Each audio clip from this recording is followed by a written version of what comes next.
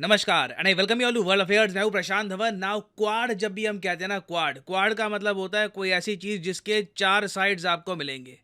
एक क्वाड आपको पता होगा इंडिया का है, ऑस्ट्रेलिया, जापान, यूएसए के साथ।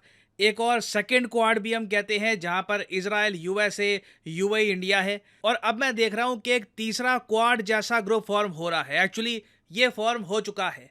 इस ग्रुप में इंडिया, ग्रीस, साइप्रस और इजराइल हैं। और ये ग्रुप बहुत ही जल्द एक समिट करने वाला है और इंडिया को पहली बार इस ट्रायलैटरल समिट में बुलाया जाएगा। और इस पर हाल ही में बहुत आर्टिकल पब्लिश हुए हैं कि इंडिया की जो एंट्री है in middle east power block, जो ये कंट्रीज हैं प्राइमरली इकट्ठा हुई है एनर्जी के लिए, पावर के लिए, तो जो पावर ब्लॉक में इंडिया की एंट्री है ना, ये एक बहुत ही बड़ा झटका देगा टर्की को। इंडिया प्रॉपरली आप कह सकते हैं टर्की के जियोपॉलिटिकल स्पेस में एंट्री कर रहा है। तो बहुत कुछ यहाँ पे आपको जानने को मिलेगा कि हाल ही में हुआ क्या है, ये जो ब्लॉक है इजराइल, साइप्रस, ग्रीस का, इसकी इंपॉर्टेंस क्या है।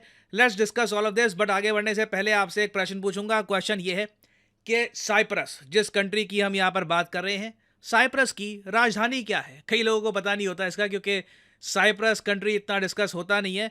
यह है यहाँ पे आपकी ऑप्शन: सोफिया, निकोसिया, बेलग्रेड या फिर बॉन। कमेंट सेक्शन में करिए उत्तर। सही उत्तर मैं आपको दूंगा वीडियो के अंत में। अच्छा, पहली बात तो जिन देशों की यहाँ पर बात कर रहे हैं हम, एक बार मैप में उनके दर्शन मैं आपको करा देता हूँ। यहाँ पे आप देख पाओगे एशिया का मैप। ये है हमारा प्यारा भारत। इंडिया अभी के लिए इस ग्रुप का मेंबर नहीं है, मगर बहुत ही जल्द बन जाएगा। ये ग्रुप है इजराइल। इजराइल यहाँ पे आप देख पाएंगे, आप सबको पता होगा, बहुत ही फेमस कंट्री है। नाउ इजराइल के बिल्कुल साथ में एक टापू वाला देश आपको दिखेगा टर्की के साउथ में। इसका नाम है साइप्रस। और अगर आप सोच रहे हैं कि यहाँ पे बंटवारा क्यों रखा है, तो ये वाला जो हिस्सा है साइप्रस का, ये टर्की ने कब्जा रखा है। टर्की कहता है कि इसका खुद का ही अलग से देश बनाएंगे, तो ये अलग केस है। बट ओवरऑल एज इंडियंस हम लोग साइप्रस का जो प्रॉपर मैप है उसको एक्सेप्ट करते हैं, हमारी गवर्नमेंट उसको एक्सेप्ट करती है। तो मैं तो यही कहूंगा कि जो पूरा टापू है ये साइप्रस है। नाउ इजराइल, साइप्रस और आगे यहाँ पे आप देखोगे ग्रीस। ये एक बहुत ही इंपॉर्टेंट पावर ग्रुप है मेडिटेरेनियन का। किसका? मेडिटेरेनियन का, क्योंकि ये जो तीनों देश आपको मिलेंगे इनका डायरेक्ट एक्सेस है टू द मेडिटेरेनियन सी। अब यहाँ पे आप कहोगे चलो ठीक है, मेन पार्टीज कौन सी है समझ में आ गया, मगर ग्रीस, साइप्रस और इजराइल इकट्ठा आए क्यों? देखिए, ये लोग इकट्ठा आए टर्की की वजह से।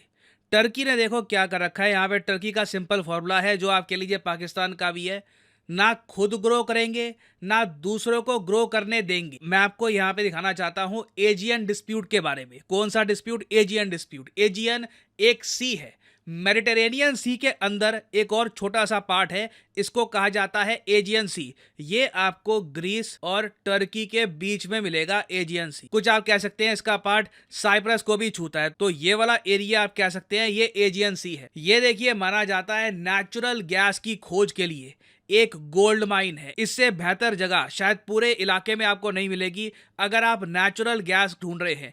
पिछले 15 सालों में एजियन सी में बिलियंस ऑफ डॉलर्स की नेचुरल गैस मिली है, मगर प्रॉब्लम यह है कि काफी बार ये नेचुरल गैस एक्सट्रैक्ट नहीं की जा सकती, क्योंकि एजियन सी किसको बिलोंग करता है ना। इस इशू को लेकर एक डिस्प्यूट चल रहा है ग्रीस और टर्की के बीच में, और दोनों देशों ने इस इशू को लेकर एक बार को ऑलमोस्ट वॉर स्टार्ट कर दी थी। कॉमेडी की बात यह है यहाँ पर कि दोनों कंट्रीज नेटो को बिलोंग करते हैं, दोनों नेटो मेंबर है।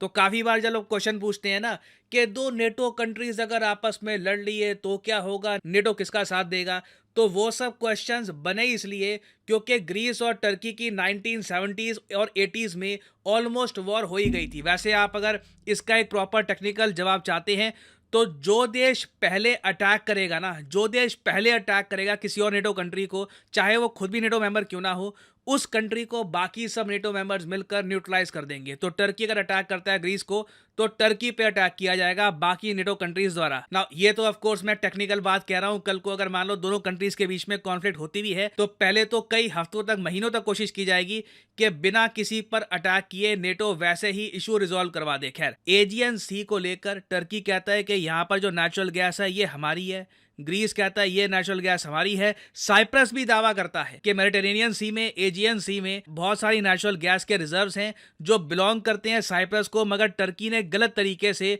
ये रिजर्व्स कब्जा रखे हैं। अब यहाँ पे आप कहोगे चलिए ठीक है, ग्रीस और साइप्रस की पीड़ा हम समझ गए। यहाँ पर इजराइल क्यों कूदा? इजराइल देखिए यहाँ पर इसलिए कूदा है क्योंकि इजराइल का बहुत लंबे समय से ये कहना है कि लड़ाई झगड़ा छोड़ो, नेचुरल गैस निकालो, हमारे देश से ये पाइपलाइन गुजारो और उसके बाद जहां मर्जी तुमको ये बेचनी है ना नेचुरल गैस, हम इसको बेचते हैं, बिजनेस करते हैं, लड़ो मत। ये आप कह लीजिए इजराइल का मेन मंत्र था इस रीजन को, कि बिजनेस करते हैं, लड़ाई झगड़ा बाद में कर लेंगे, लड़ाई झगड़ा करने की जरूरत नहीं है।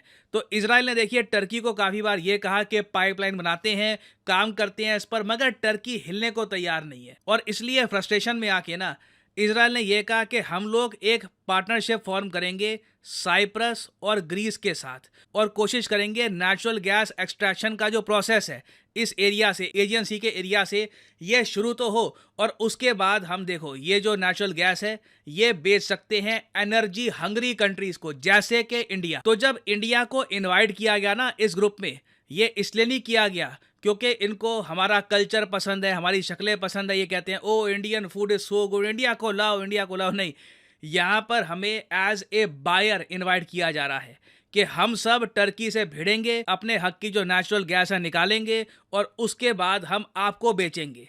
नाउ टर्की के लिए ये सैड बात इसलिए, इंडिया अगर इस ग्रुप को ज्वाइन कर लेता है, टर्की के लिए सैड बात इसलिए है क्योंकि अब फाइनली इस ग्रुप को, इजराइल, ग्रीस और साइप्रस के ग्रुप को इकट्ठा होने का एक प्रॉपर रीजन मिल जाएगा। वो रीजन होगा इंडिया की ह्यूमंगस मार्केट, इंडिया को नेचुरल गैस बेचेंगे, प्रॉफिट आएगा। तो अब टर्की को जेन्युइनली डर लगेगा कि पहली बार इन तीनों कंट्रीज को मिलकर काम करने का एक जेन्युइन रीजन मिल रहा है बिकॉज ऑफ इंडिया। अब एक क्वेश्चन यहाँ पे आपका ये भी आ सकता है कि इंडिया सिर्फ बायर होगा, इंडियन कंपनीज यहां पर जाकर ड्रिलिंग नहीं कर सकती। देखिए उसकी भी बात चल रही है, मगर इंडिया उसमें अभी तक, अगेन जो मेरे सामने डेवलपमेंट्स होगी वही मैं आपको बताऊंगा, ठीक है। कल को कुछ बड़ा होता है तो उससे रिलेटेड इन्फॉर्मेशन बाद में आपको दूंगा। अभी के लिए जो मैं देख रहा हूं, इजराइल की जो सरकारी मिनिस्ट्री है उन्होंने अपनी वेबसाइट पे ये लिखा है कि इंडियन और ग्रीक कंपनीज बिड कर रही है ऑन ब्लॉक ऑफ शोर इजराइल। तो देखो इंडियन और ग्रीक कंपनीज चाहती है कि इजराइल के पास ये लोग एक्सप्लोरेशन करें, क्या पता नेचुरल गैस मिल जाए। तो इंडिया बिल्कुल थोड़ा बहुत यहाँ पर एक्सप्लोर भी करेगा, कुछ अगर मिल जाता है तो बहुत अच्छी बात है। बट प्रिडोमिनेटली अभी के लिए अगर मैं बात करूं तो हमें एज ए बायर यहाँ पे लाया जा रहा है। और इंडियन पर्सपेक्टिव से आप अगर देखें तो टर्की पर प्रेशर बनाने का ये बहुत अच्छा मूव है। इजराइल के साथ रिलेशंस हमारे इससे और ज़रा स्ट्रांग होंगे, ग्रीस के साथ हमारे रिलेशंस और ज़रा स्ट्रांग होंगे। तो ओवरऑल मैं कहूँगा ये एक बहुत ही ज़्यादा अच्छा जियोपॉलिटिकल मूव है।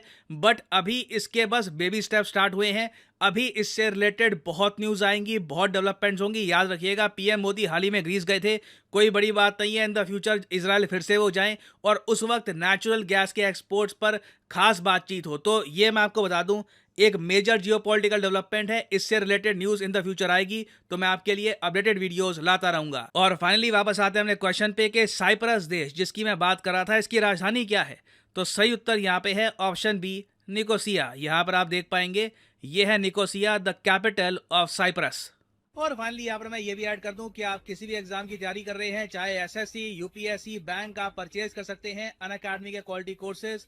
कमेंट सेक्शन में जाइए, पिन कमेंट में यहाँ पे आपको मिलेंगे link. For example let's say आपको प्रिपेयर करना है यूपीएससी के एग्जाम के लिए, तो यूपीएससी के लिंक पर यहाँ पर करिए क्लिक और यहाँ पे आप परचेज कर पाएंगे अनअकैडमी का यूपीएससी कोर्स। बट जो प्राइसेस यहाँ पर लिखे हैं, डोंट एवर पे दीज प्राइसेस। सिंपली यहाँ पर कोड डालिए PD10 and the prices will start following and you will be able to save a lot of money. So use the code PD10 and save money. और इसी note के साथ ये है video Kant. Thank you for listening. May the gods watch over you.